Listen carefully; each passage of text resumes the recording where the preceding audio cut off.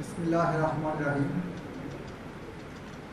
জুলাই ২৪ বিপ্লবের শহীদ স্মারক উন্মোচনের অধ্যকার সভাপতি উপস্থিত আছেন বাংলাদেশ জামাত ইসলামীর আমিরে জামাত, উপস্থিত আছেন জাতীয় নেতৃবৃন্দ, উপস্থিত আছেন সুধীবৃন্দ, শহীদ পরিবারের সম্মানিত সদস্যবৃন্দ, সাংবাদিক বন্ধুরা, সবাইকে আমার পক্ষ থেকে সালাম। আসসালামু আলাইকুম।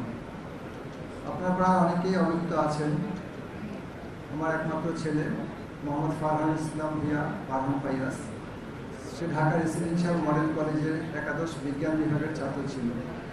অত্যন্ত মেধাবী ছিল সে, তার অনেক সম্ভাবনা ছিল। আমরা তাকে হারিয়েছি। আমাদের পরিবার দীর্ঘদিন ট্রমাতে ছিলাম। আমার একমাত্র ছেলেকে হারিয়ে, আমার স্ত্রী এখনো প্রায় অসুস্থ। সর্বোপরি আমরা যে শোকে ছিলাম, এই শোককে আমরা এখন শক্তিতে পরিণত করে ফেলেছি। কেন করেছি ভাইজান জানেন?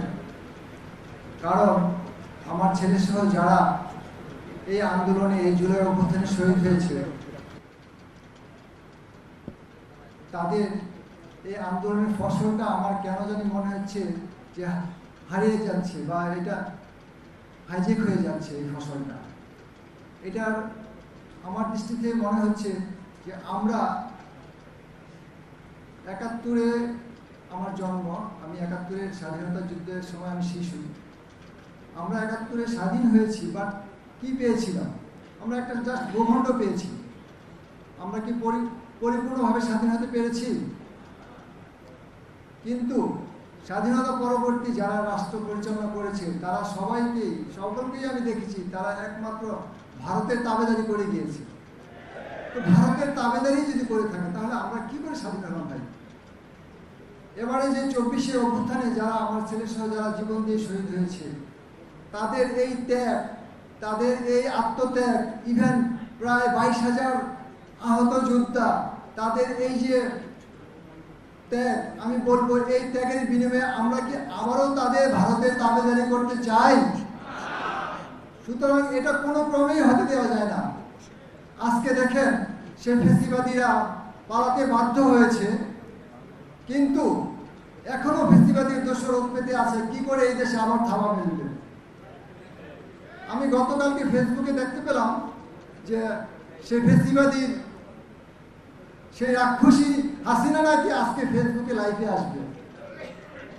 আপনি আসেন লাইভে, কেন? আপনি সসঙ্গে আসেন, আমরা আপনাকে ওয়েলকাম জানাবো। আপনি আসেন, আসার পরে আমরা আপনাকে প্রথমেই বিচারে কাঠগড়ায় দাঁড় করাবো, তারপরে ফাঁসির কাজটা ঝোলাবো।